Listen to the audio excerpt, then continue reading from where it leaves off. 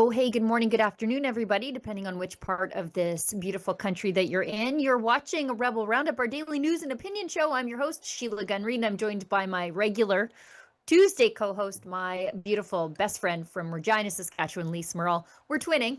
How's it going? We planned this. We planned this well in advance. We like to look like we complement each other on the air. Today is a very emotional day. Sheila Gunn Reid.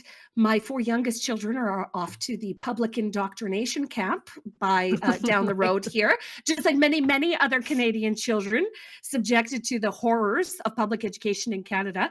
And I'm not doing well. Okay, I'm not doing well. I don't like it. I like having them home. And this is a very emotional day for me. So just keep that in mind for the rest of the show. My hair looks like I just pulled this hoodie over my head last minute because that is exactly what happened. So I look disheveled. My Tuesday is having a real case of the Mondays. I am not firing on all cylinders. I tried to use my earbuds case as a mouse earlier. I was like, why the hell isn't this mouse working? It's because it's an earbuds case, Sheila. So we're just all hanging on by the skin of our teeth on this Tuesday, which is very much a Monday after the long weekend. Do they call it Labor Day in Saskatchewan, or have you co-opted Alberta's use it? Like, because in Alberta, we call it Alberta Day. We took the day back from the unions. Yeah, that we do call it Labor Day in Saskatchewan, which is why I can't wish anybody a happy long weekend. I went to a football game. It's called the Labor Day Classic. I was like, it's just a football game. It's just a football game. I'm not going to recognize the labor movement in Saskatchewan by giving them a day. So it was just a long weekend. The Saskatchewan Roughriders did win, though, against the Winnipeg Blue Bombers. It was an excellent game. I was there in person, had the best time, and had the best weekend. But again, it was just a football game on a long weekend. Won't talk about the labor part. It'll be the Buffalo long weekend in the new country. Wouldn't that be great? Emancipation Day. That I cannot wait in the new country. Oh God! And though this is a day full of Monday gremlins, it's also a really terrible day. It was just a really violent, horrific day in the Greater Toronto area. I saw Sean Fraser, the guy who screwed up immigration, then the guy who screwed up housing, and now the guy who's overseeing crime say, what, this isn't the Wild West. Yeah, in the Wild West, we would deal with these problems. But in Toronto, it's just appears to be a gangland hellscape. We'll get to that. But I'll tell everybody how they can get involved in the show. If they are so inclined, and it's so important to us that we do have your support, and that's why we want to give you your say. We're not just asking for your financial support, but I care about what you think about the work that we're doing here at Rebel News. So if you're watching us on Rumble, there's a couple ways that you can get involved, but the most important way is by chatting and engaging with our content, because that serves us up in front of more people. And if you want to go one step further and support us financially, Rumble has a paid chat called a Rumble Rant. If it's over the $5 US cutoff, it's mandatory. We'll read it on air. If it's under that, we do our best to make the time to get to it, time permitting. We usually always do, but sometimes we get kicked out of the studio. And if you are watching us on YouTube, where, again, miraculously remonetized, God only knows how long that's going to last. If you want to leave us a chat, it's called a super chat over there. Same rules apply, and they also have an additional way that you can support us, and that's through a paid comment after the fact. If you miss the live show, it's called a super thanks. So thank you so much for supporting our work out of the goodness of your heart, out of your desire, instead of the forced confiscation of your cash through taxes to give to unwatchable mainstream media outlets who will never get the course correction in their business model they so rightly deserve, as long as they have all that sweet government cash rolling their way. So thank you for that. Let's get into this absolutely horrific story. The details of which were first broken by our friend Joe Warmington at the Toronto Sun, but I sort of rehashed his work. Vaughn father shot dead defending family during home invasion. Police are still hunting for the mass suspects. He was killed trying to protect his 4-year-old daughter. What a horror. 46-year-old father of 3 shot dead inside his own home. If the left would have it their way, this man had no right to defend himself. Early Sunday, August 31st, while trying to shield his 4-year-old daughter from armed intruders. Shortly after 1 a.m., so the dead of night, it was a home invasion, and he was pronounced dead at the scene. And this is just more of the same. It seems like every weekend it's like Chicago in Toronto over and over again. Yeah, and this isn't just sort of adding to horrifying crime statistics across the country. This is the literal destruction of a family. The trauma and the absolute devastation that this family is feeling right now is just uncalculable, and this will go on forever. This was a man who was defending his little ones, as men should, being the Papa Bears, and this is what he gets for it. And even more concerning is that the people that burst into his home in the middle of the night are still on the loose, and Canada's police agencies do not have. I mean, they can arrest men that defend their families, right? Like they have all the time in the world to defend, to arrest men that are defending their families. But these guys are still on the loose. This is so concerning for Canada. And we have to have a conversation about, we see on the other side law enforcement saying vigilantism is never the answer. It's never the answer. But in Canada right now, with law enforcement and our intelligence services and our federal government all being institutionally captured, this is where Canadians are at. If you don't do for yourself, there's nobody coming to save you. Absolutely nobody coming to save you. Sean Fraser, this is not the Wild West. This is Canada. Well, I don't know. The Wild West sort of has it right on a few things. But if he's talking about lawlessness, boy, Sean, I hope you find the people in charge for the last 10 years, including yourself. Canadians do deserve real solutions, but you guys aren't offering them. And who's in charge, Sean? It's you. And Doug Ford saying, "Oh, we got to do something about all this." Well, then do something about it. Yeah, do something. Who do you think has the authority to make changes that would stop this from happening, Sean? This isn't the Wild West. You're right, because in the Wild West we would have sheriffs and deputies, and this wouldn't be how we would plant trees. Okay, we would plant trees in the Wild West so that when people that burst into other people's homes, okay, and kill the fathers in an armed in front of the night attack in front of his family, okay, the trees will grow huge and tall and majestic, and there'll be a way to deal with those people as they walk out of court and are convicted for doing something like that. This is not the Wild West, Sean. Thanks for giving us a bunch of good ideas. You know what we're going to do in the Wild West? Okay, we'll have parades for people who shoot bad guys in defense of their families. That's it. That is what we're going to do in the new country. But it is exactly stories like this that position me harder on the side of separatism. Something has gone terribly, terribly wrong in the federal government of Canada, that this could be happening without consequence, or consequences paid by the wrong people, by the victims. And in the case where the police are doing their jobs, arresting these guys, then you have judges, or worse, justice of the peace, letting these repeat recidivists, I guess that's I'm doubling up there, I repeat myself, recidivists out on the street with no cash bail, and just a promise to be good and don't do it again. Right.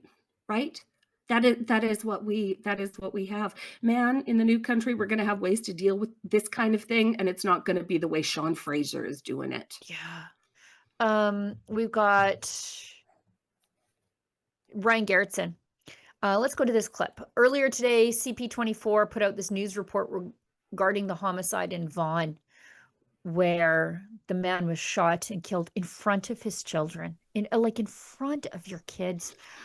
They twice claimed that there's no threat to the public.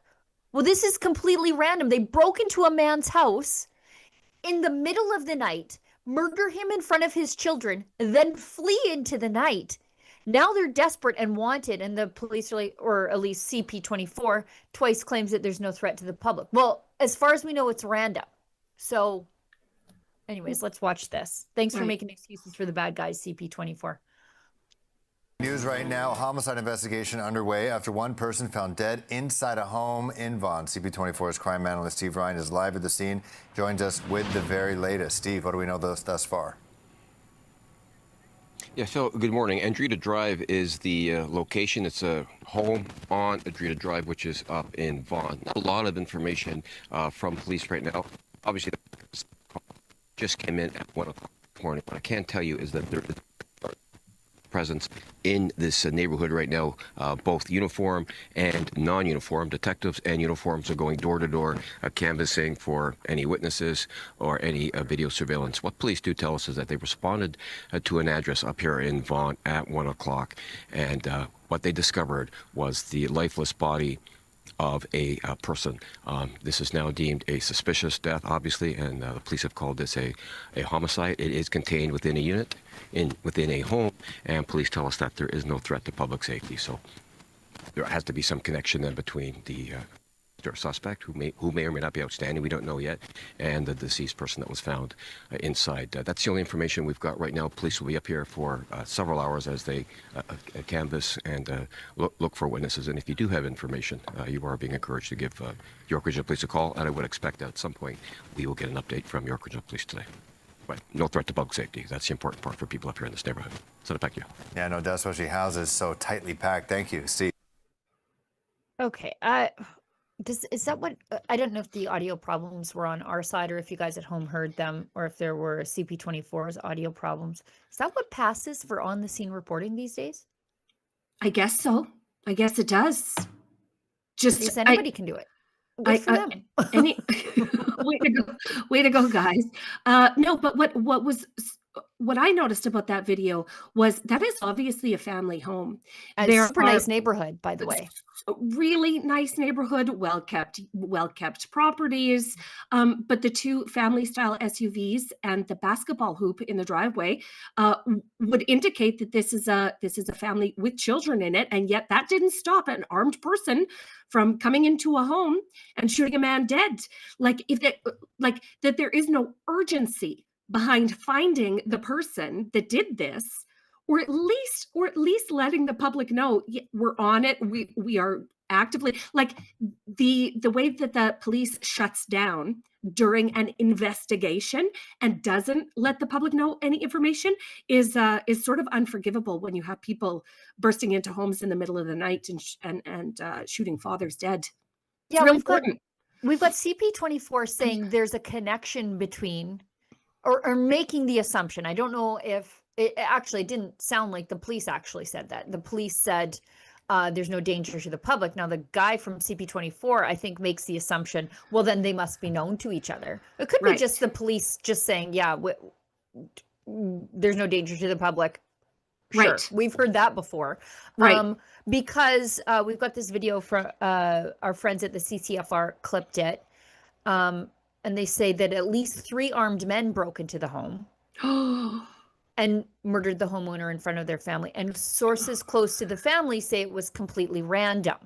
So CP24, God help you if you are making assumptions that, it's okay to think those things in your head, but don't broadcast them if you don't have evidence of it, because now this could be a completely innocent father that you have labeled with the brush of gangsterism. Right. Let's watch this. A quiet neighborhood in Vaughan has been left shaken tonight after an alleged home invasion took a turn for the worst, leaving 1 man dead. Our Nick Westall joins us from the scene. And Nick, you've been there all day. What's the latest on the investigation? Yeah, Brandon, as the concerning nature of this investigation becomes more apparent, there is still an active police presence in this Kleinberg neighborhood, as officers say the search is on for multiple suspects after a 46-year-old man has died. Well, it was a shock. How are we going to be prepared for a thing like this? Benjamin Cabral is a longtime resident in this suburban neighborhood, and he reflects on his time here. It was so quiet. It was really nice neighbors. We talked to everybody. Everybody says hi, and it happens that at your door, it's not a joke. I mean, couples pass with 2-3 kids. It's lovely. News of a homicide a block away is not sitting well. Many people were afraid to speak on camera.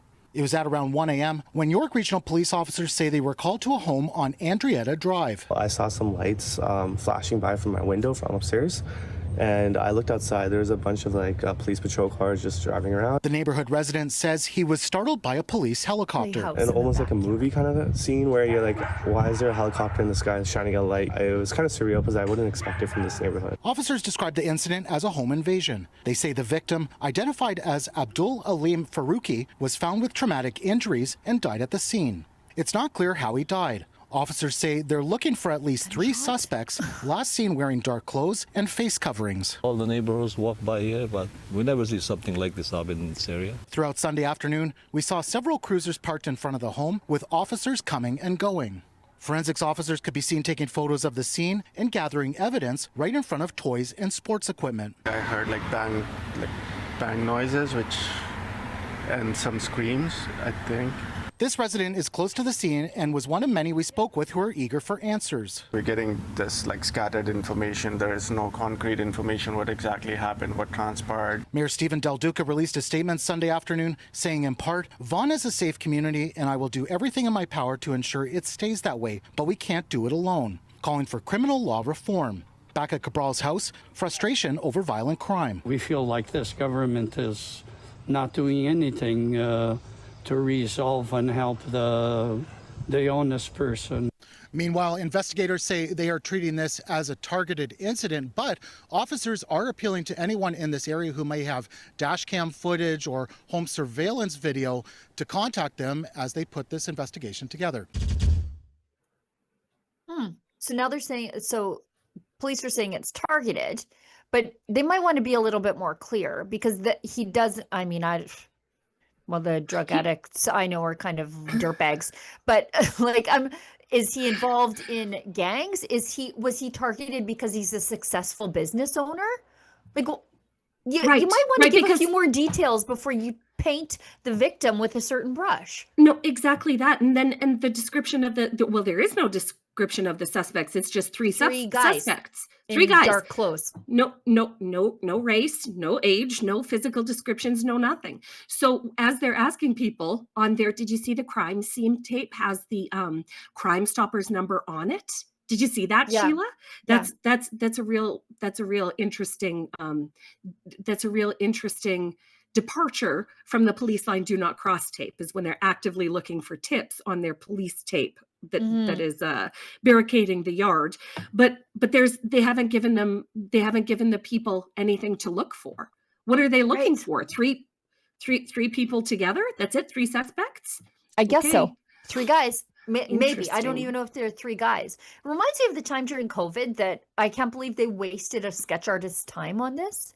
But there was a robbery in Edmonton, and they actually called in a police sketch artist, and they drew just a regular guy in a baseball cap. I think he was 5'10", medium build, with a mask. And I was like, what did you do? That's every male in public right now. Why did you waste everybody's time?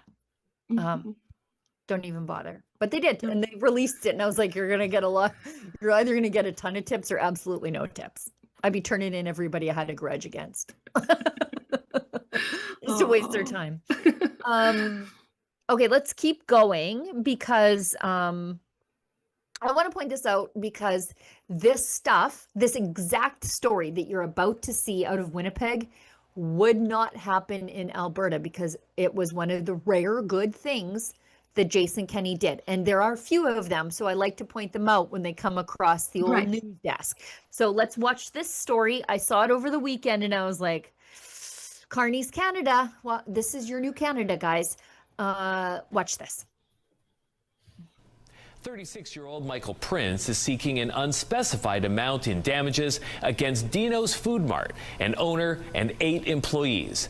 In court documents, Prince says the amount of force used against him was excessive, and he was left with skull fractures, PTSD, and now suffers permanent hearing and vision impairment. The lawsuit says Prince first stole a jacket with a key fob from the store, then triggered the car's alarm when he tried to make off with the vehicle. That's when he alleges employees rushed outside, dragged him from the vehicle, and punched and kicked him and hit him in the head with a hammer. None of the claims have been tested in court, and no statements of defense have been filed. 36-year-old. So here we have a group of employees that stop a crime. Okay, vigilante style in the parking lot, just like we used to do. See, we used to sell a whole bunch of things in the parking lot, and then we became way too dependent on overreaching. How can we say this? Overreaching government employees solving our problems for us, and now this guy, the guy that was trying to steal the car, gets to go after the employees that stopped him from committing a crime. Yeah, okay. And it sounds like it was one of the employees' cars. Like, it sounds like he stole one of their jackets. Sure. Went outside, and teamwork makes the dream work. The entire workplace goes outside and then tunes this guy in, and then he sues them for injury, and he's got PTSD. Imagine being the victim of an actual crime at the hands of this guy. Now, in Alberta, we don't do this sort of thing. Manitoba is allowing this lawsuit to go forward. Shame on the lawyer who took this, by the way. He's probably paid on a contingency basis, so he'll get a portion of the payout, and he really has dollar signs in his eyes. But a similar lawsuit went forward in Alberta.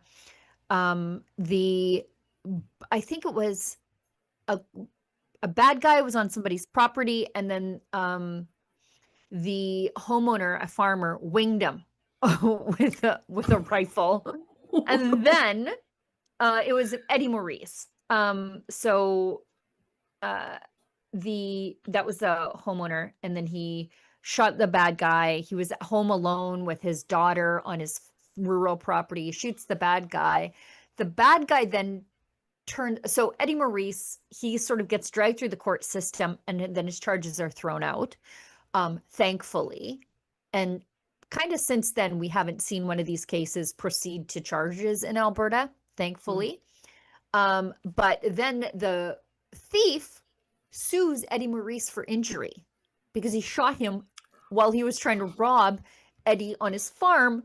And we changed the law. We said, this is like ridiculous.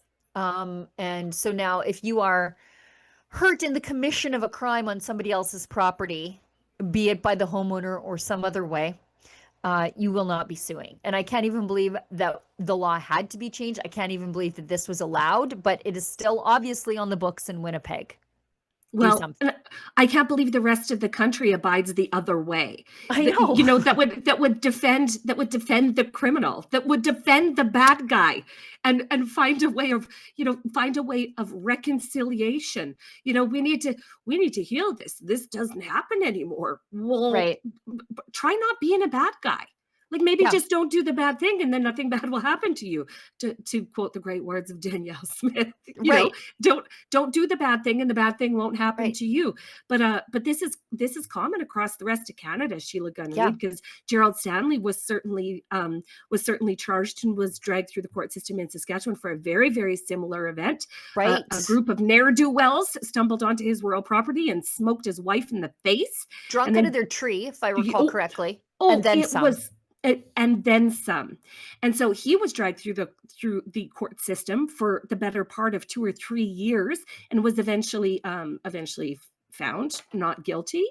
But the process is the punishment. And so what Alberta is saying is, like, we're not going to punish you with the process. And this should just be commonly adopted across the country of Canada. And it's great to see the Conservative Party of Canada really pressing this point.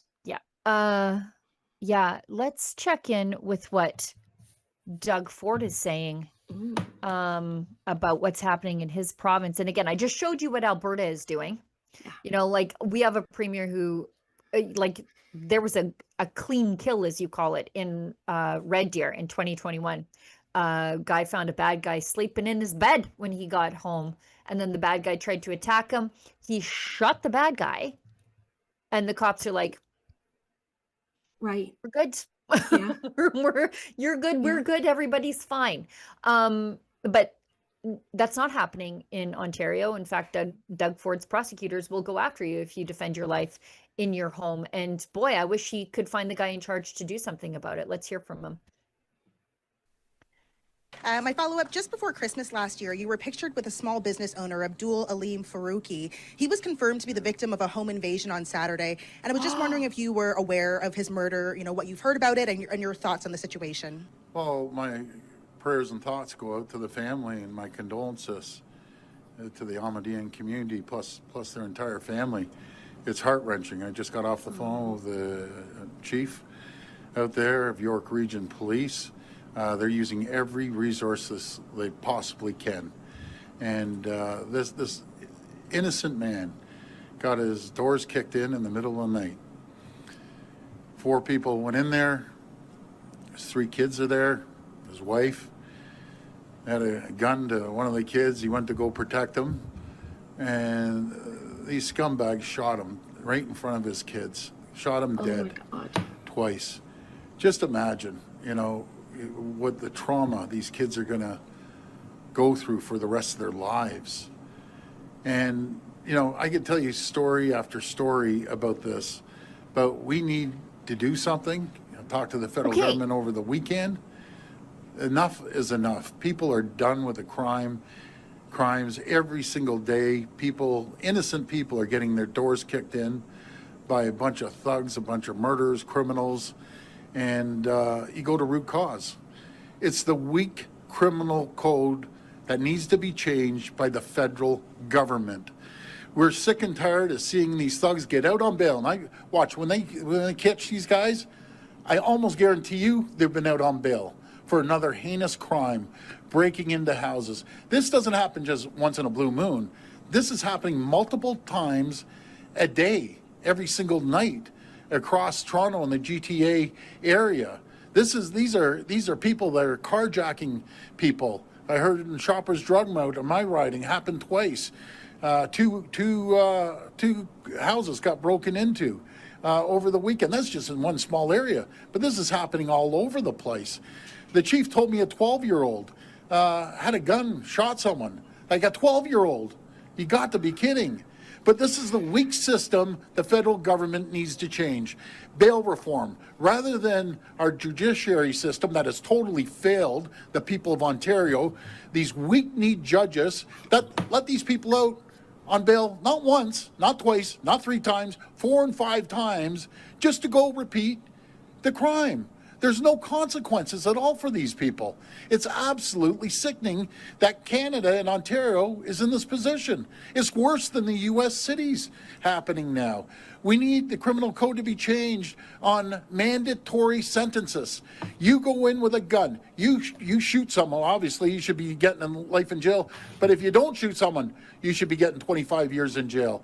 Any crime with an illegal gun. The federal government's more worried about going after legal hunters and gun owners than criminals. That's what they need to do, and the Young Offenders Act.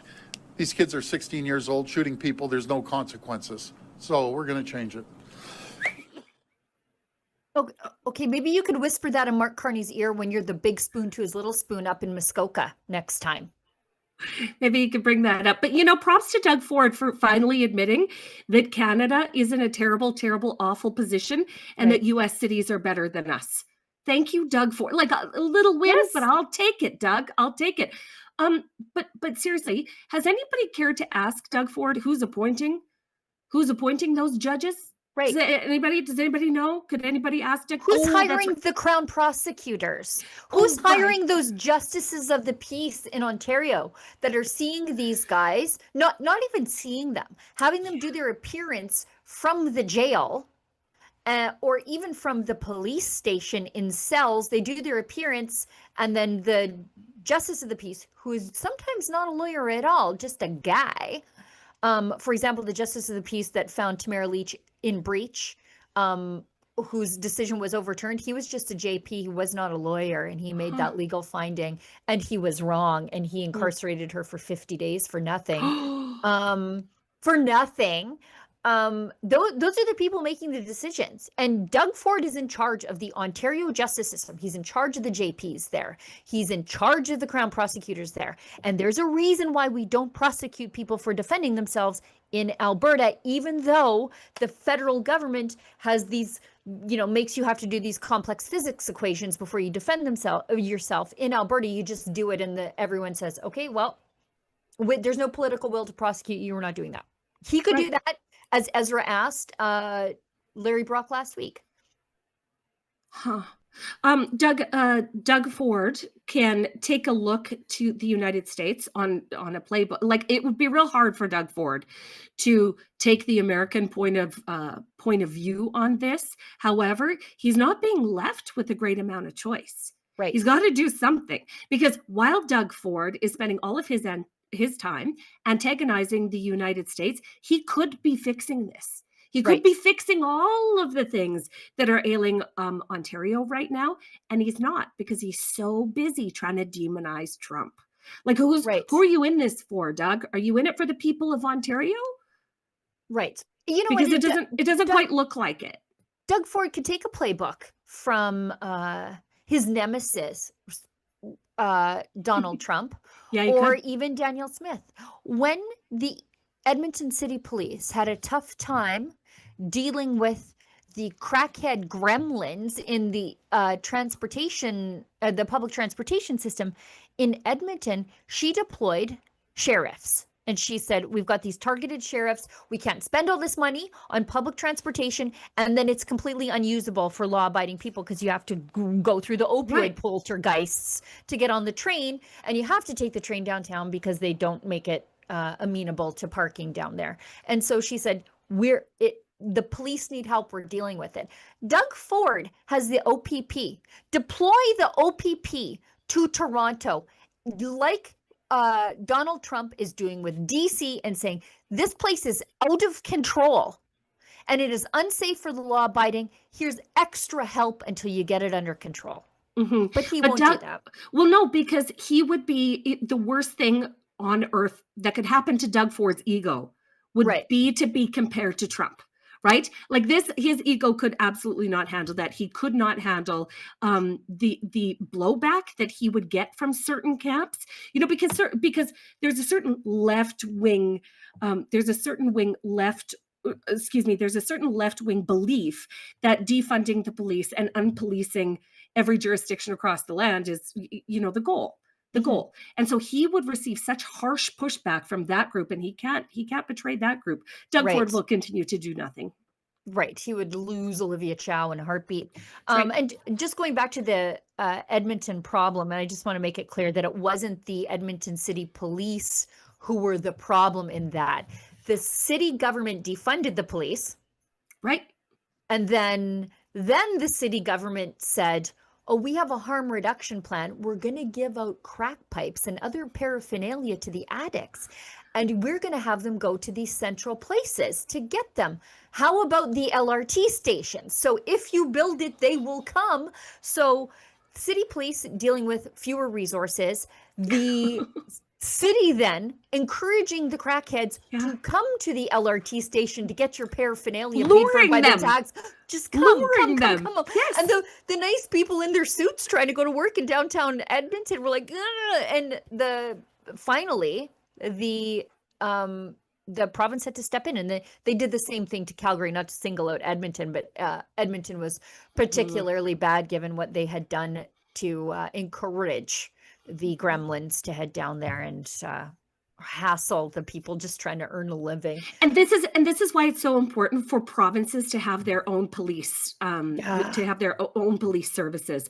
Where everything else fails, you can send your own police in to clean up like really dirty messes, and they can be targeted to do that, just to be responsive, because we know that police services across Canada are ideologically captured, and they won't take one. Yeah, go ahead. I was just going to say, and even when they're not, the law-abiding people are hostage to a bad city council, right? When the police want to help, they don't have the resources, and the city council is making all these crazy decisions. You at least maybe you have a province with some sanity, and they say, okay, the municipality exists at the pleasure of the province, and we can override everything you do in the interest of the people who live there. More provincial governments need to do that. Yep. Let's keep going on the awfulness of Ontario. If you're a Westerner, you're like, I don't want to be attached to that horrible place, and this is one of those things. This is from Redux. Male who uses she, her pronouns arrested after violent sexual assault on a toddler in Ontario. This is in Welland. This is a horror show. A 25-year-old man in Ontario, Canada, has been charged with this is just a horror. This is a parent's worst nightmare. I'd rather be the dad in Vaughan than the parent in this situation, I think. And that's saying something? I think it is. I think it is, because in the other situation, my child would be safe, you know? Yep.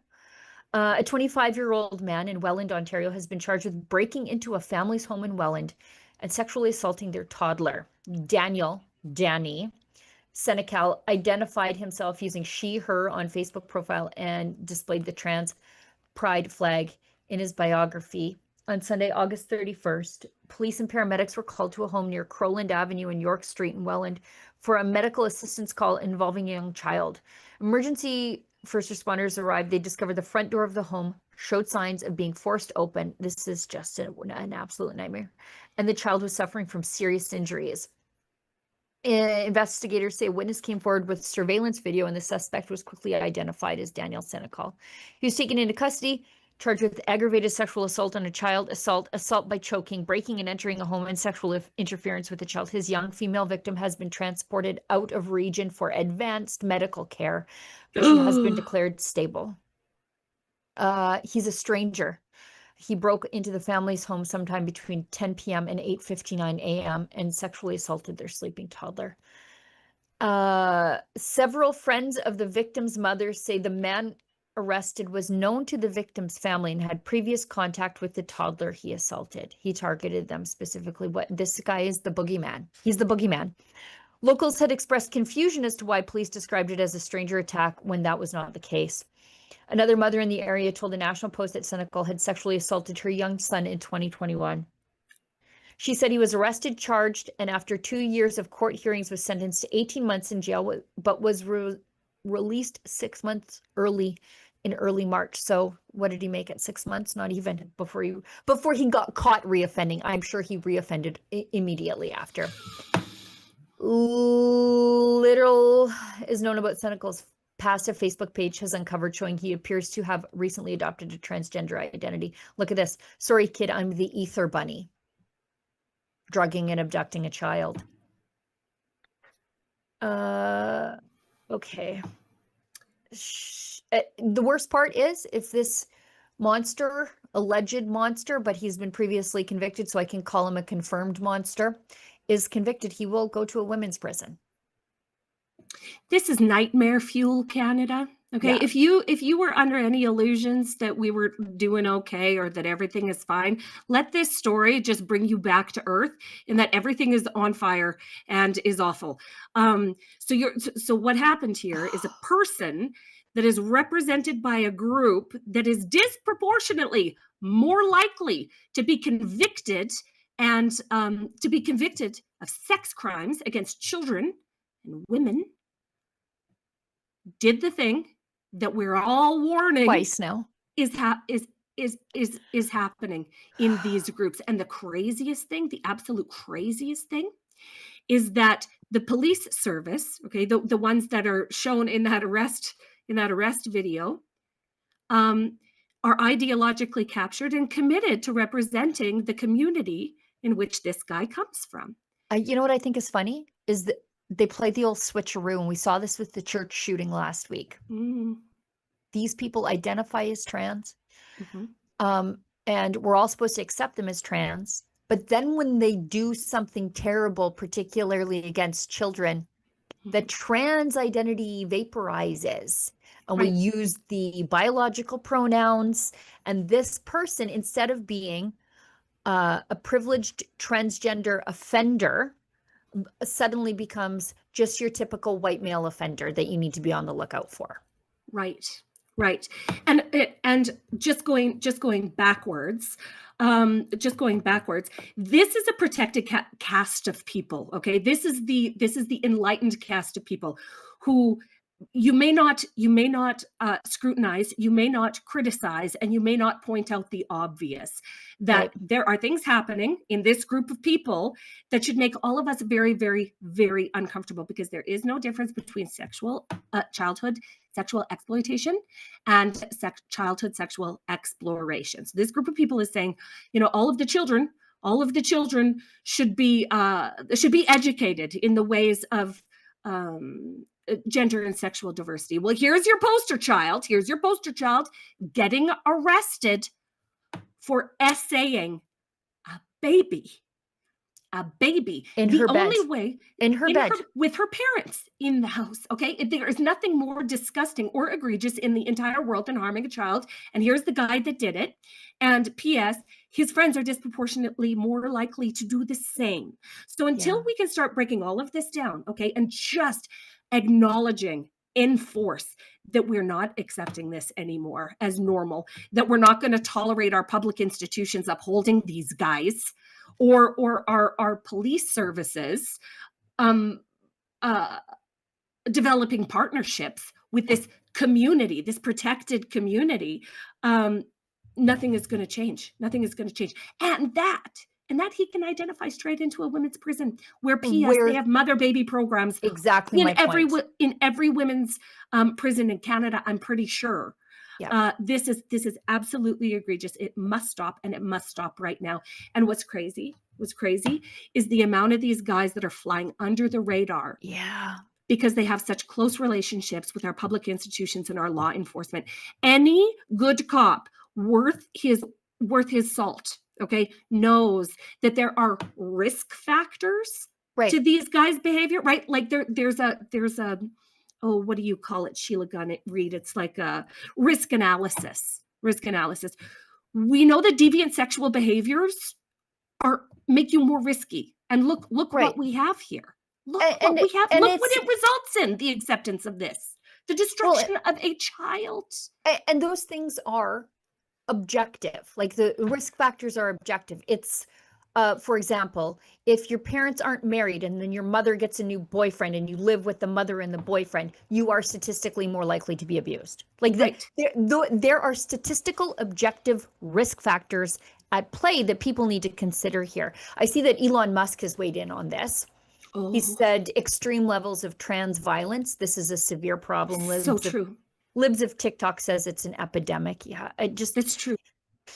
And the crazy thing is, the reporting of these types of crimes are getting attributed to women, falsely attributed to women. Because if this guy, if this sexual deviant, I don't even want them, but they shouldn't be attributed to. And you and I looked at this on another research project. They they should not be attributed to just regular men either, because when you look at men and women and then trans-identified, it's here, and then it's here when it comes to risk factors. Trans-identified men are disproportionately more likely to commit sex crimes against women and children, the end. Disproportionately more likely than just regular heterosexual dudes. Okay, I think it's 5 times more likely than regular heterosexual dudes, and many hundreds of times more likely than women. Like this is not an anomaly. This is documented in places where it's in the crime statistics. It just is. You just can't. There's no way around it. And yet, our police services are partnered with this group that is disproportionately more likely to commit these crimes. I mean, make it make sense. All right, let's hit an ad break, and then we'll come back and talk about. Well, we've got some Doug Ford stuff again. And then Evan Solomon, upset about the crime in his neighborhood, but wait till you see what crime it is. And then I think I've got 3 cringes, and one of them I just encountered on my own. because I was like, why do they need me to do this every single year? What are my cancer risk factors? Why they're making me do this every single year? So I went looking around for those details and found DEI nonsense. So anyways, we'll talk about that after the break. Gun bans make great distractions. Trudeau may be gone, but Carney has picked up his same rhetoric. We will quickly, and I mean quickly, reinvigorate the buyback of... Hunters, collectors, competitors, and defenders of tradition are still being targeted, while criminals run wild under Liberal policy.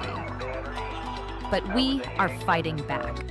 Join us, Canada's National Firearms Association, in defense of freedom. Do you agree with me? It is time to make Canada great again. And that is why we at Rebel News have teamed up with MCGA hats to introduce, well, the fashion sensation of 2025. Oh, and by the way, these beautiful hats, they are made in Canada. We don't rely on cheap imports coming over from China. So what are you waiting for, folks? Show your pride. This is the perfect thing for a patriot to wear, or maybe there's a patriot in your life that you would like to gift such a hat. Please go to mcgahats.ca. That's mcgahats.ca. Don't be shy about it. Wear this cap. Let everybody know you want to make Canada great again.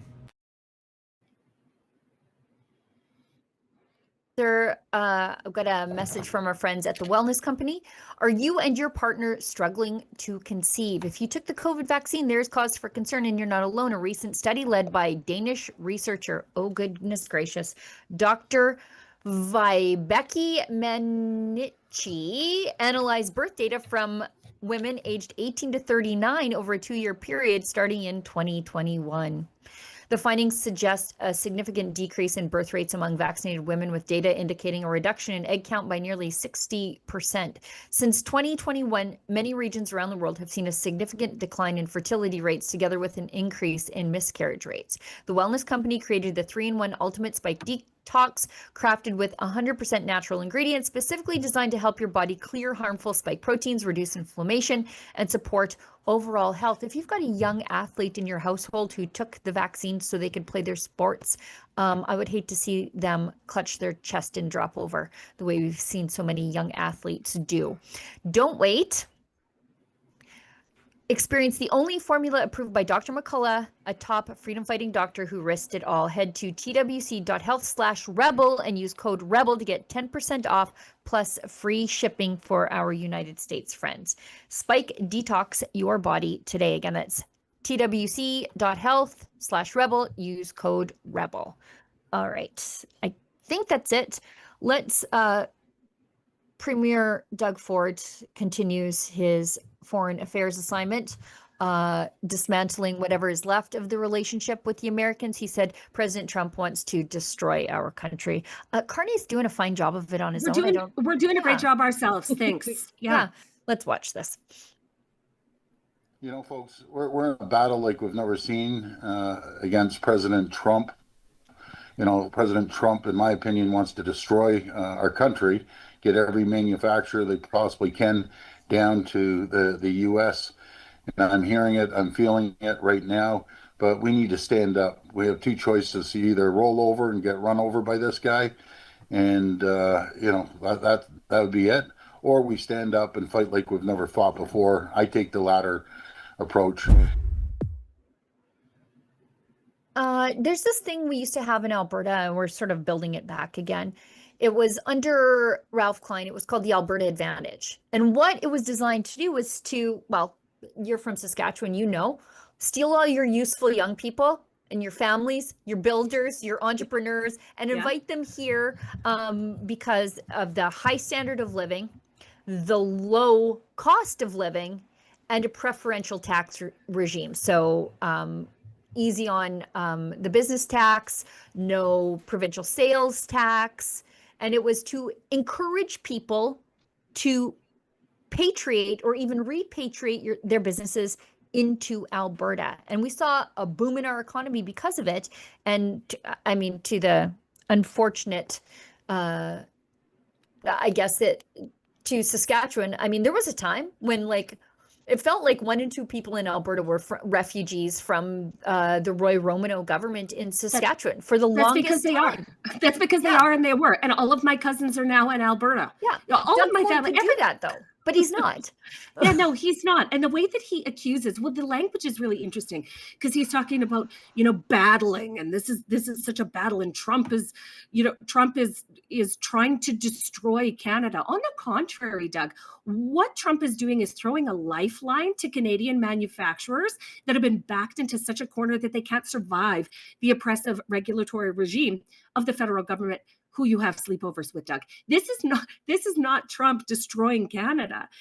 This is Trump saving Canadian industry and offering them an unprecedented opportunity in the United States to not be abused by the government. Like, it is really quite simple. If the government of Canada had been doing a good job over these last 10 years, none of these companies would be looking to move to the United States to become more competitive. None of these companies would be, or none of them, you know what? And at the end of the day, these are all companies that have people behind them.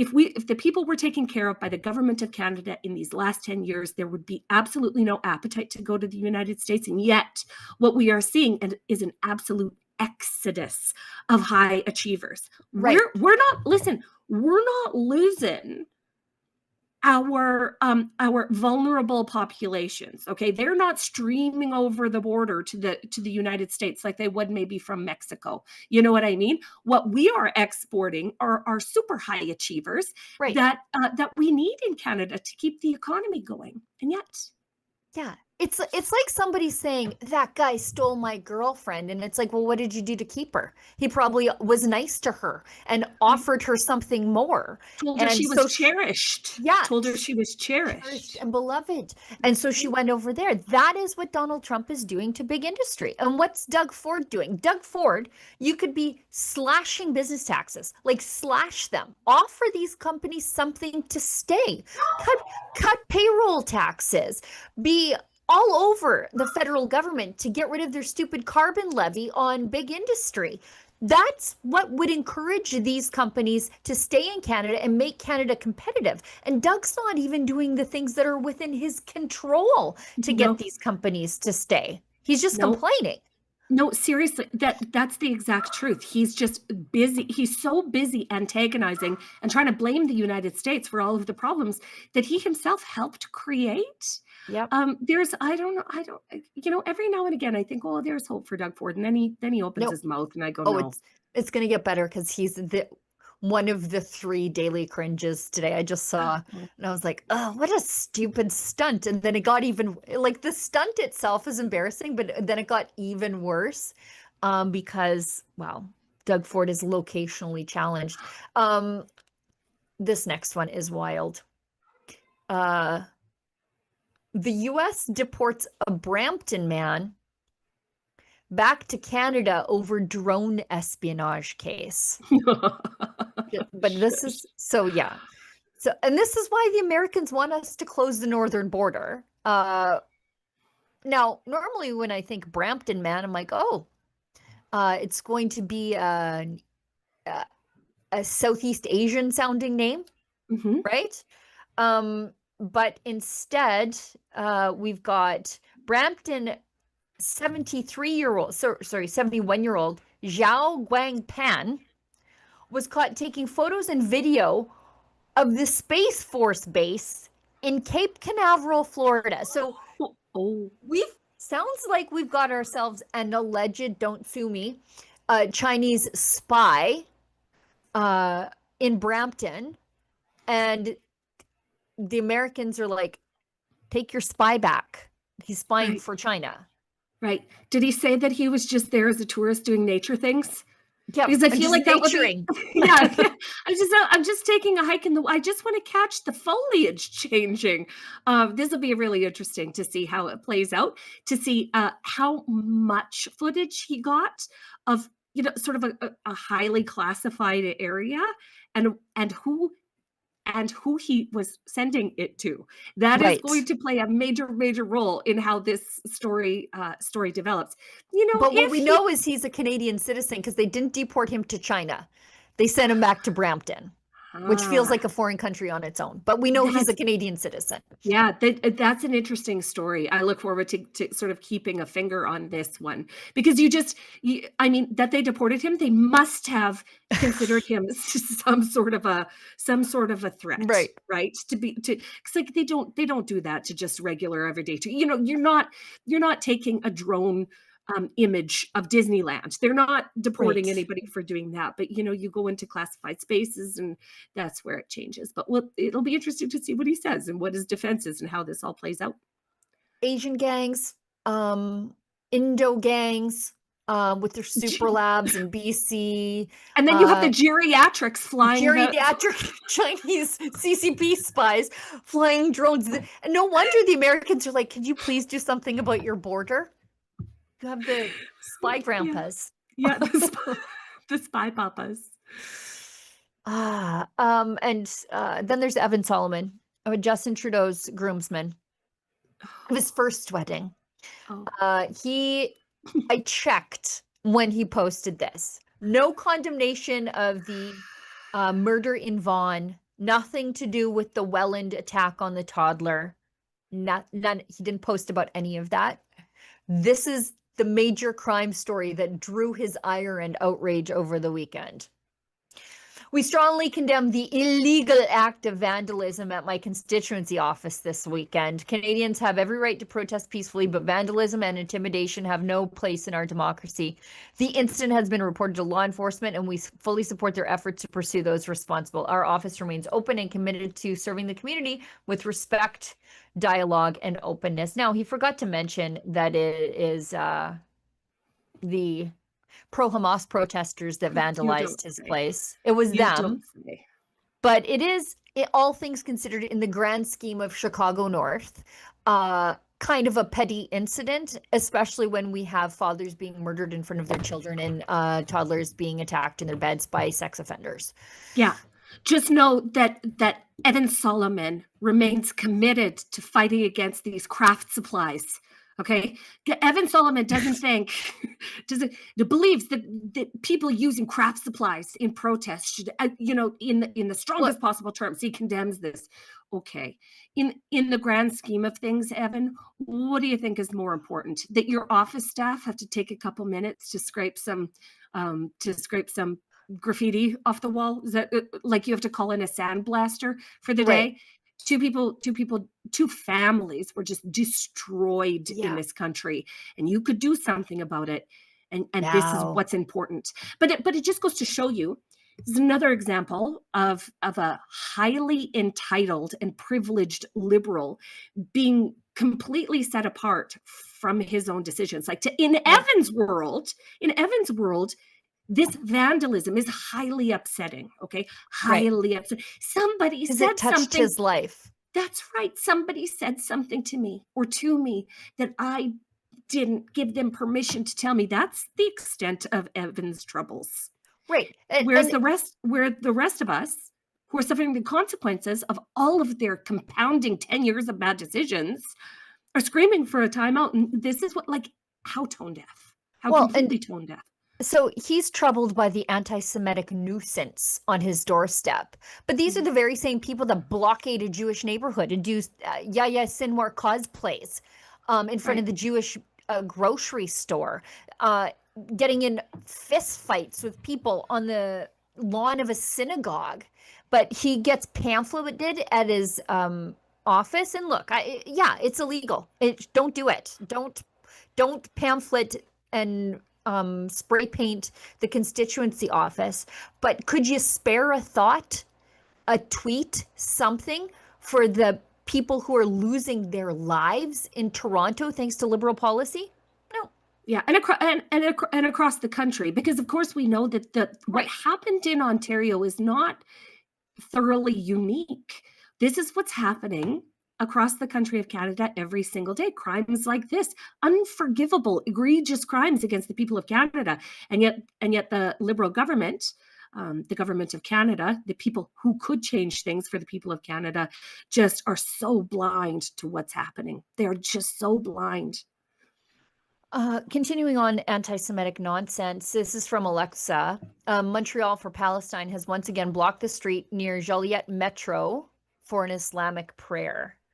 And while there's some are trying to block recording, police stood by, Alexa says, even as Quebec's government says it wants to ban these highly controversial gatherings. Now, I'm going to preface this by saying I don't think the Quebec government actually wants to ban these gatherings, and I'll explain that in a second. But the police are just running cover. Alexa was, sorry, my Alexa device. Be quiet, Alexa. Every time I say her name, it interrupts. But the police are just look. They're blocking the road for these guys. Yeah, they're acting as concierges. Like, you couldn't get better service at a 5-star hotel.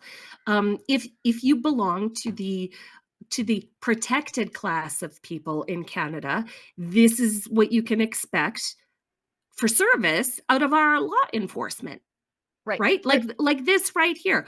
We're going to help you.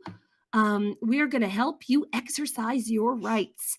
If you were on the other side of our two-tier policing problem in Canada, and you stand up for the unacceptable side, the police will drag you away in handcuffs and prosecute you. It is craziness. That's exactly it. Imagine those were truckers blocking the street. They'd already be gone, Sheila Gunn Reid. There'd be tow trucks called, and away they'd go. Yep. But now, in response to Alexa's reporting at the Notre Dame, I can't remember if it's a basilica or a cathedral, not that it's consequential to the story or the people involved, in Montreal, but she has been repeatedly reporting on this sort of radical Islamic supremacy protests that are happening in front of and on the steps of Notre Dame. In response to this stuff and the blocking of the street that we just saw there, which is already illegal, and I think that's the point. Right. Quebec's government has said, well, we're going to bring a ban on public prayer in Quebec. Well, they better invoke the notwithstanding clause on it before they do, because people have freedom of religion in this country. I don't have a problem with public prayer. I have a problem with the police not enforcing the laws when they block the streets or get on the steps of the basilica/cathedral so that other people can't access their property, that they inhibit the enjoyment and use of other people's property or places. That's already illegal, as we know. So the problem is the police not enforcing the laws. The Quebec government is trying to make this big grand stink of it, like, look, we're gonna do something about it. But as we know, and I said in the morning meeting, the likelihood of this actually being applied to these Islamic radicals is zero, because the traffic law that they could have just applied there, they're not doing. So what are they going to use this for? Sean Foyt? Yeah. They're going to use it for kindly little nuns praying across the street, saying the rosary across the street from an abortion abattoir.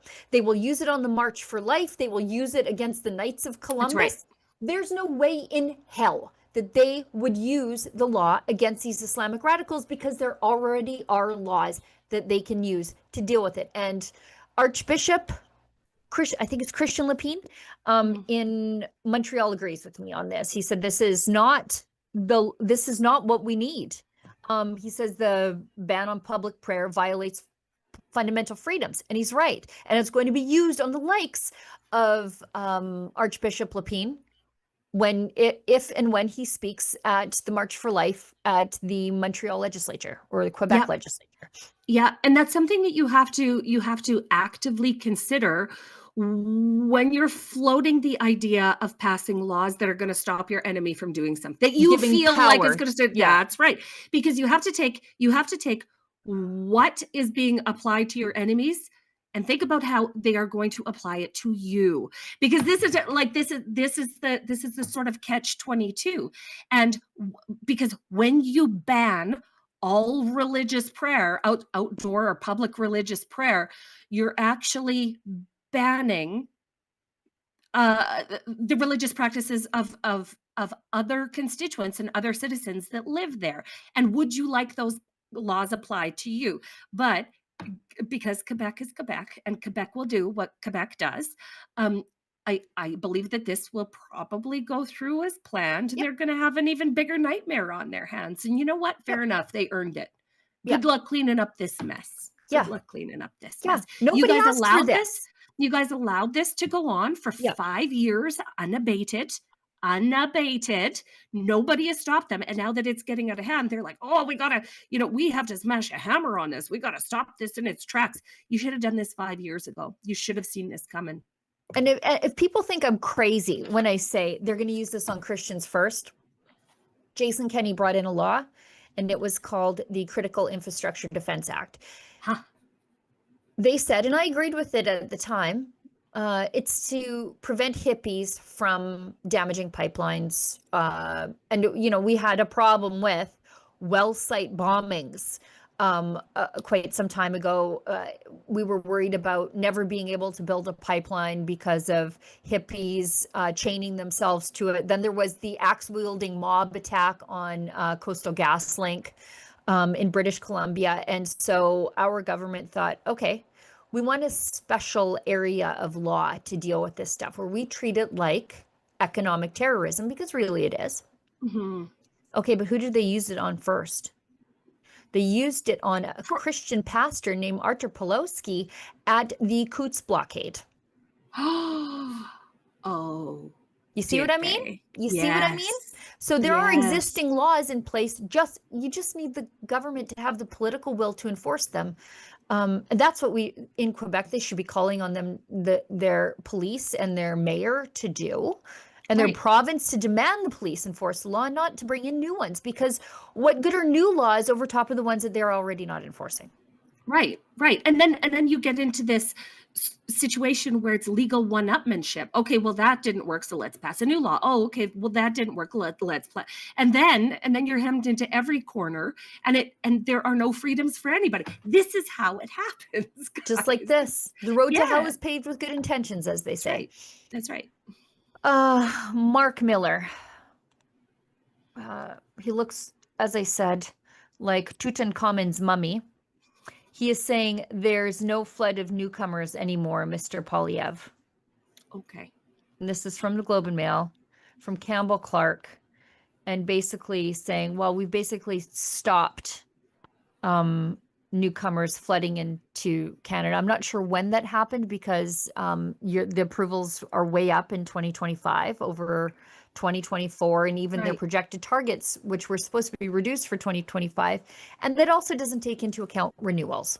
So people who are already here and they're just renewing their status to remain in the country. Right. We need deportations.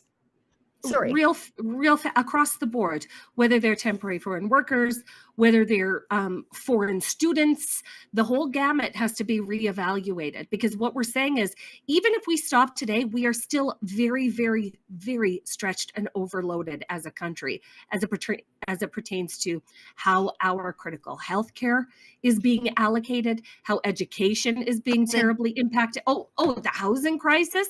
We need a reversal. We need a lot more people coming home than are coming in. And I don't see that happening in the federal government. Like, I like how they try and say that it's all good now. Okay, it's all good now. We've made a couple announcements and resume your life.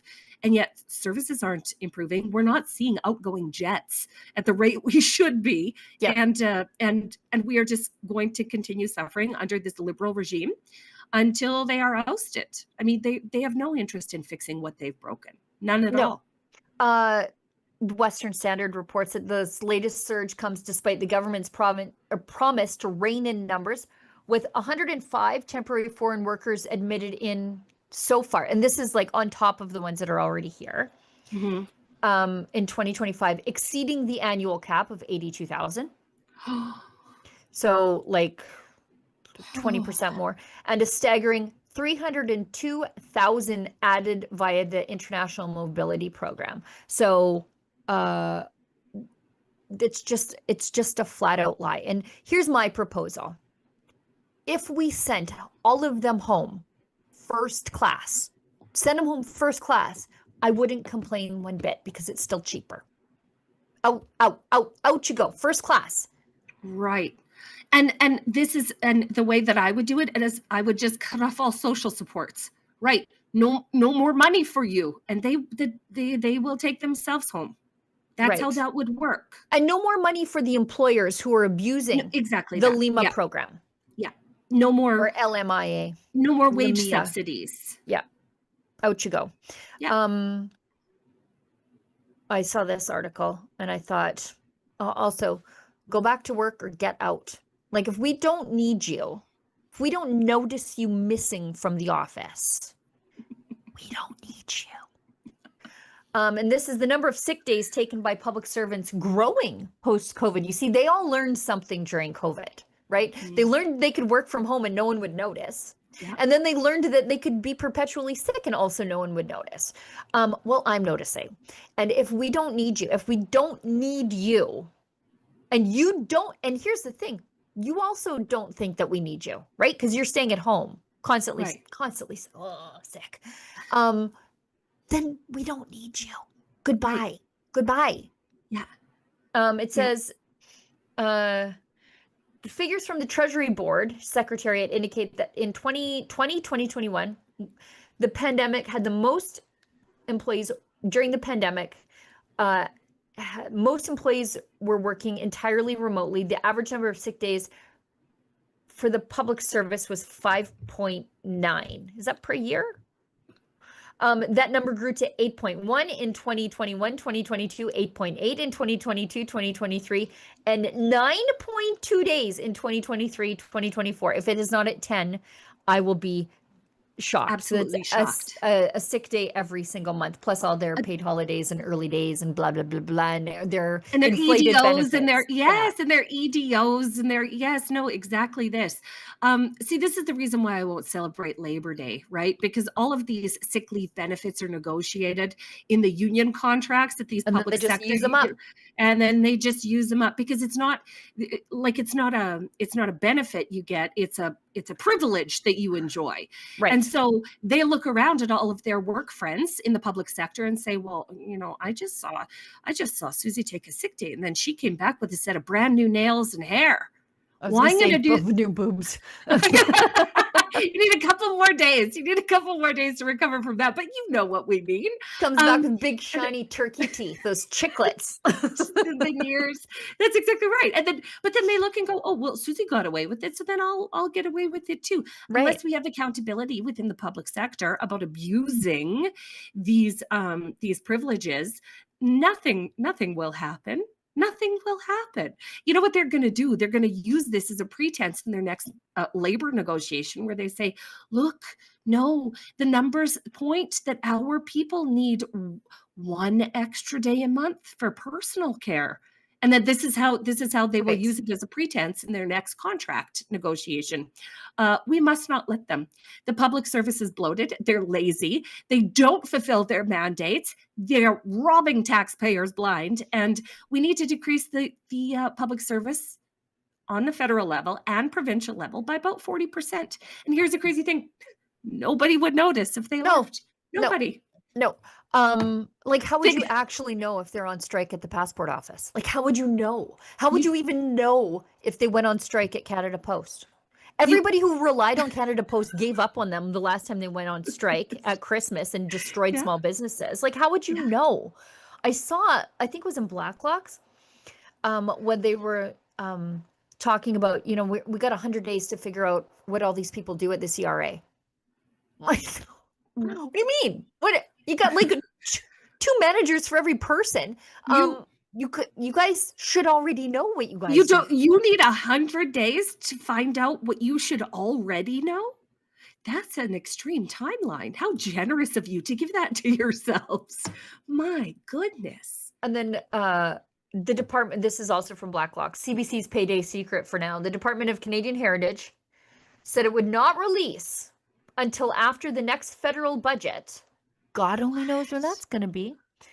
And why? Since when do they get to say that? If somebody has A-tipped you, you don't get to set the timeline. Oh, the timeline is legislated, right? It is legislated.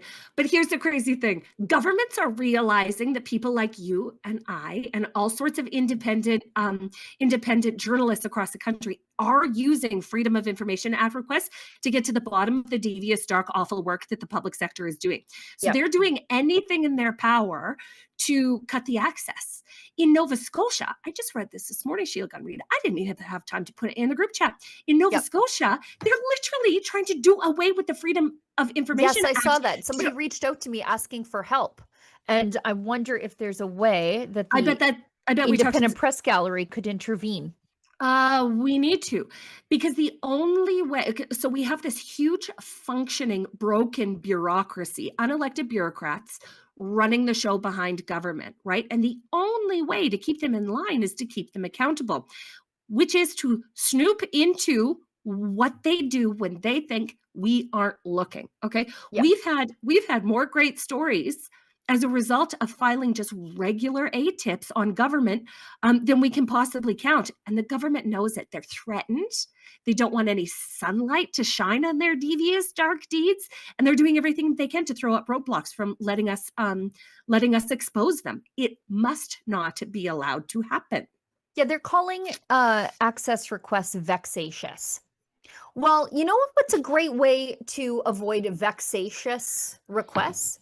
Release all your documents under a sunshine law. That's what Florida does. Why do you think we know so much about these crazy Florida, like the idea of Florida man, these crazy cases? Why we know everything about Casey Anthony and all of her jailhouse conversations with her parents, and her complaining and stuff? It's because Florida just releases everything. They just say, okay. And have it all. Then there's nothing vexatious. Just post it all on a government website the way you post your receipts. The ways that unelected bureaucrats, though, will shroud everything that they do in a cloud of secrecy, right? Because they can't have us exposing their bad work. The ways that they try and keep this out of people's hands is really, truly extraordinary. They will use every argument under the sun to keep information out of the public's hands. And P.S., all of these things are within the public's interest. Like this is important for the public to know. And so long as you have unelected bureaucrats writing their own rules about what information the public gets, we are going to have rampant corruption. We are going to see the ill effects of that kind of behavior. And as far as I'm concerned, there should be absolutely no secrets between government and taxpayer funded work and the public that they serve. The only way the public can keep them accountable is by knowing what they do, and the only way we can tell is through A-tips. So, yeah, and in the new country, Sheila, it'll be all posted online. In the new country, there isn't going to be a single email that a bureaucrat will send that won't be accessible for free to you in the new country. Yes, right. Absolutely, without question. Right. Yeah, the idea that they don't have people in government, bloated government. You don't have enough manpower to do this. You have people whose only job it is to do access to information within every department, every ministry. That's their only job. And it's not like you have Wanda Jenkins with the Coke bottle glasses and the severe cat pocket sweater, sitting in front of a microfiche, scrolling through to find the relevant documents. These are all digital documents. It's keyword searches and emails. It's so easy. It's a baloney excuse. So instead of hiring the experts that would work on the returns of those Freedom of Information Act requests, instead of public institutions saying, my goodness, we're getting a bunch of Freedom of Information Act requests on this topic. Instead of saying we must hire more Freedom of Information officers for our institution, what they're saying is either, though. Which is you don't? I don't think they need more Freedom of Information people. I think they have a lot of people who are just like, God, they want me to do my job. Well, no, what they're doing is they're labeling the actual request vexatious, like the public is being abusive against the bureaucaucy that they're trying to how pesky peasants are ridiculous. asking us questions again. How ridiculous! No, it's crazy. I would rather fund the guys working on the Freedom of Information Act returns than funding the lawyers that are arguing against it. Sure. This is the only way to keep them accountable. Sure, but I also refuse to believe that these access departments are underfunded. They've got a lot of people there saying, vexatious. Sure. Absolutely, yes. Vexatious. Like there's like I said, these are all digital documents as if you don't have the manpower. You could spend 8 hours in a day and you can hammer off 8 a day, you know? And still take your extra personal day a month. Let's get into the Daily Cringe because we're way over time. We got. I'm trying to wrap this up. This from my MP, Garnet Jennis, from beautiful downtown Sherwood Park, Alberta.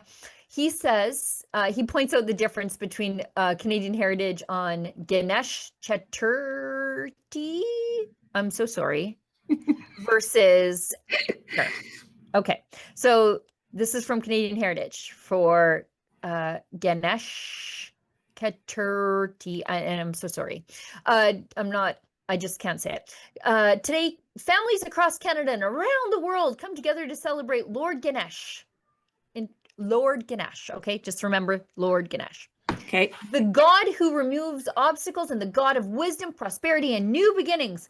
Wishing everyone a blessed and meaningful Ganesh Chaturthi. Okay. All right. Got it?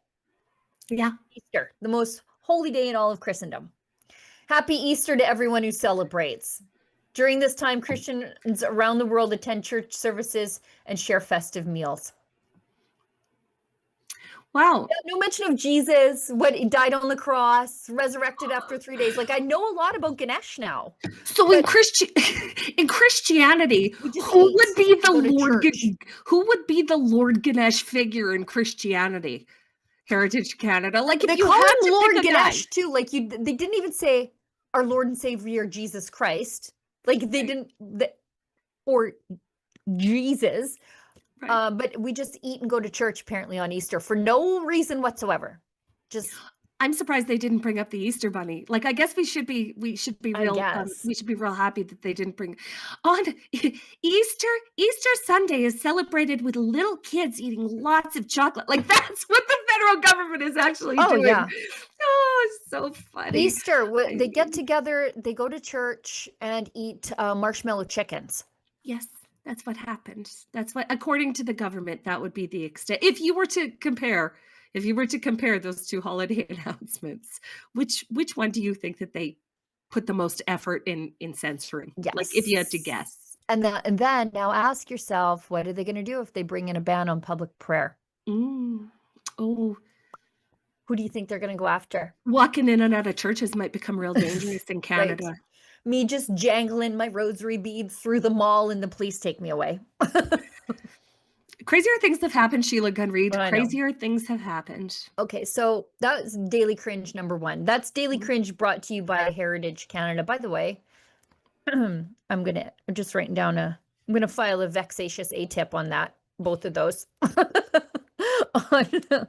on the greetings there and the planning of those greetings. Okay. All right. That's my to-do list after this.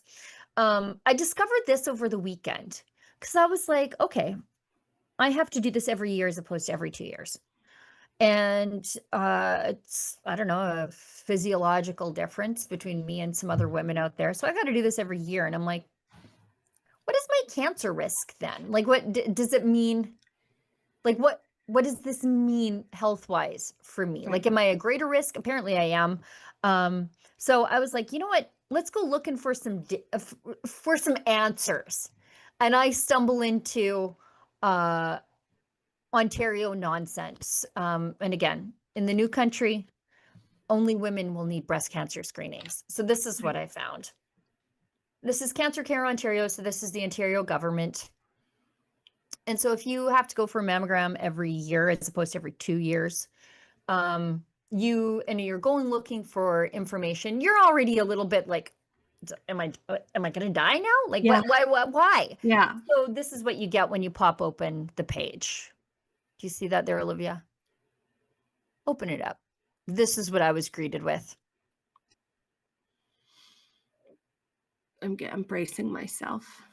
Can you get it, Bracing Olivia? myself. Do you see it where I put it under cringe? Under cringe. It's the best tab in every show. There it is. Okay. Okay. So I don't know if you got it in the right place. No, Olivia, you're missing it. Here, try here.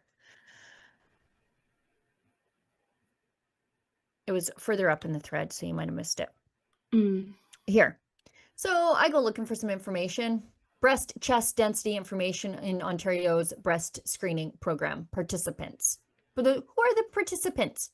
Women, maybe? The word chest. So you're already like, okay, I'm looking for information. Am I dying? Do I need to cut these things off me before they kill me? This is what you're greeted with. The word chest is sometimes used when describing the breast. Some people, including trans men, transmasculine people, and non-binary people, may prefer the term chest. The term breast is still used to make sure the language is clear for everyone. To learn about breast chest density, how you can find out your density and how density can affect your health, and recommendations for screening, checking your breast chest density. And it goes through just about every place they use the word breast when you're screening for breast cancer. They put it in brackets chest, so as not to annoy people who identify as men but who may still have breasts. And I'm just like, I'm just here for information, and I'm just deluged with a full 2 paragraphs of nonsense. And the whole thing is co-opted by nonsense all the way through. And I'm just like, does this mean I'm going to die early or not? Yeah. And this is a great example about of how women are abused and disembodied from our own reality every single day in Canada, because you know that this didn't happen in a vacuum. You know that they had extensive consultations with the gender diverse crowd, and you know that like none of this is happening by accident, Sheila. And it's so insulting to see, even in situations where you're talking about a life-threatening disease, right, that disproportionately affects women, okay, grown adult female women, that they couldn't just let this go for us. I'm sure all of the trans men in the world that are worried about chest cancer, that they would get over themselves when their biological reality kicked them in the face. And allowing the language to escape the reality is part of a massive problem in Canada, where we erase biological reality to uphold an ideologically captured institution, and then all of the services in that ideologically captured institution go down the toilet. Because when you can uphold, because if you're willing, this is where I'll put this. If you're willing to lie about something as obviously untrue as this, then what can you be trusted with? What can you be trusted with? This does nothing to position. Who was it that posted it, Sheila? It was Ontario Cancer. Cancer Care Ontario. This is not going to help the public trust you at all. As a matter of fact, this is going to erode your reputation within Ontario. Like, well done, idiots. Yeah, I looked at this and I was like, am I going to take medical advice from crazy people? Am I going to find answers from these crazy people? Seriously, and they wonder why trust in our public institution are plummeting. They wonder. Yeah, it just, I mean, I was just like, my eyes just glassed over. Yeah. And I'm like, I'm going to go looking at for American sources where hopefully RFK has weeded out some of the nonsense. And then this last cringe, this is a little more lighthearted. This is Doug Ford making an ass of himself. Let's not go into the Holly Doan reply. Let's go into Joe Warmington. Joe Warmington's tweet. And I'm very sorry, but this is such a boomer thing that Joe Warmington did, and I mean that in the nicest way. It looks like he's. We love Joe. We have also a third in our little vast right-wing conspiracy who also takes pictures of computer screens and then sends them to us on his BlackBerry. But this, Joe, I love you. Teach somebody how to, or please, somebody in Joe's circle, teach him how to take a screen recording of something as opposed to taking an actual video of a computer screen. Joe, call me. Okay, Joe, we'll walk you through it. Just call any one of us. We'll be happy to help you over this tech hurdle. That's an intervention for someone we know and love. Joe? Darling Joe.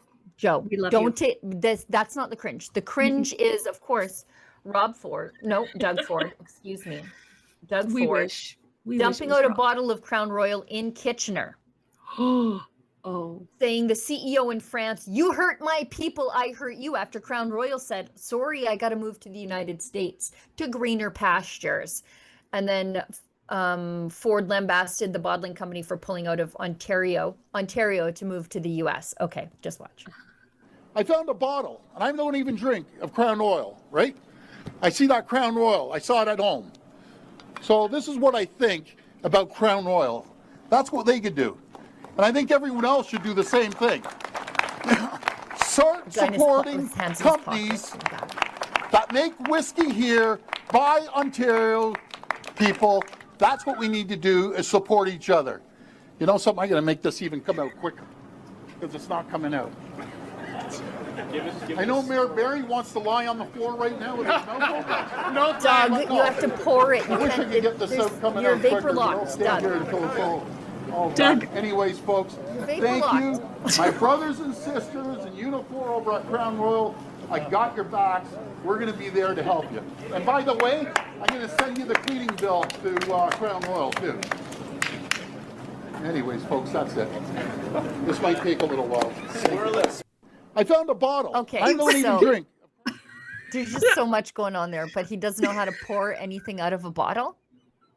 I don't believe it. I don't believe it at all. I believe he faked that. He's like, oh, I don't know how this glass thing works.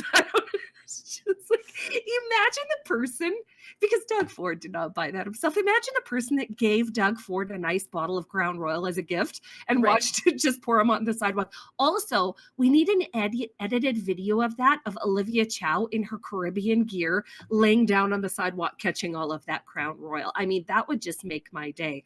But poor Doug. Doug still doesn't seem to be aware that he's the reason why businesses are fleeing Ontario. Like he doesn't quite get it. It gets better because, okay, first of all, that 60-pounder, that's a 60-pounder. So I think it comes with the little valve in there, I think. That makes it hard to pour out. So it doesn't splash, right? Like it has like a splash guard on the inside of the bottle. Yeah. But as Holly Ann Doan, publisher of Blacklocks, points out. Oh, she's so good. It's a foolish stunt by Mr. Ford. Shush. Crown Royal is made in Gimli, Manitoba. Wob Canoe, get your boy in line. My home province, with a new bottling plant opening in Quebec. And if I understand correctly, the bottling plant that's opening in Quebec is a relocation from Ontario. So the phone call's coming from inside the house, Rob. Oh, Doug, how embarrassing. God, how embarrassing. Watch, now Wob Canoe will have to get in front of a podium and drink a bottle of Crown Royal and start rapping just to make up for what Doug just did to the company. Do you know what? I hope that he mimics his brother Rob and does like a Jamaican patois just for fun. Don't. Every time we talk about Rob, I get so sentimental about it because he's been on my mind lately. I mean, bring him back. Bring him back. No, poor Doug. Doug doesn't understand that Doug's the reason why business is fleeing Ontario, not for any other reason. Jeez. Like, imagine pulling that stunt and then not realizing that bottle you poured out was bottled in Manitoba. It's pretty embarrassing. Yeah. Okay, we've got a few chats and we've already gone an hour and a half. So this is from Jay Peterson. Gives us $5 just trying it out. And Oh, and way to go on the wardrobe coordination.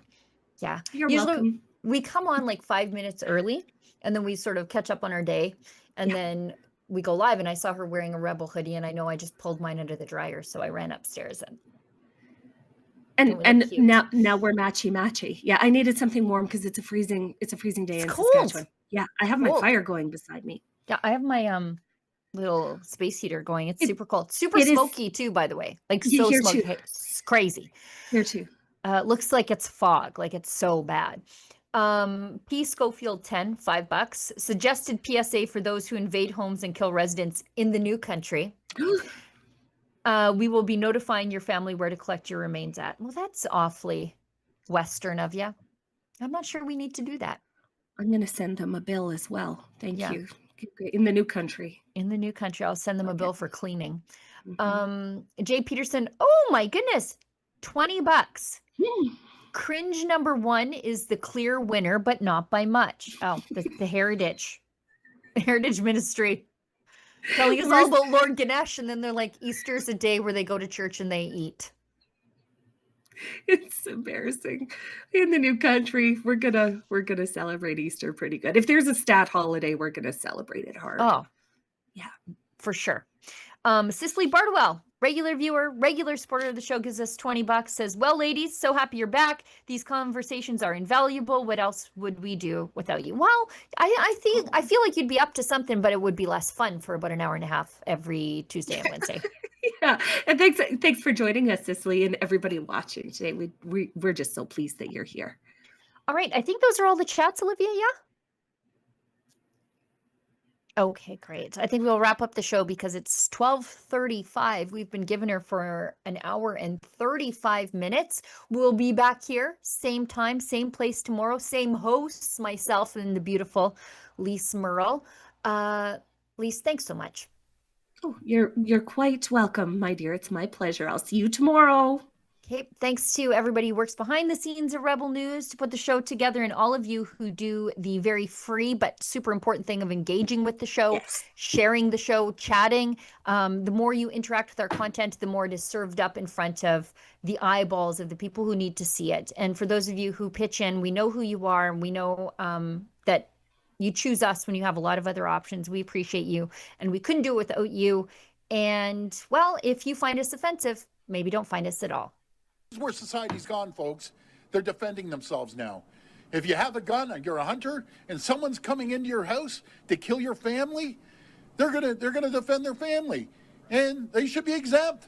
You go to root cause. It's not them coming into the house. It's ridiculous. You know something? I have a saying for the folks that are defending their homes. I'd rather be judged by 12 than carried by 6. And unfortunately, my friend Aleem is going to be carried by 6 because he's trying to defend his family. It's a disaster right now in the justice system, and I'm going to be all over the federal government, just all over them. It's disgusting.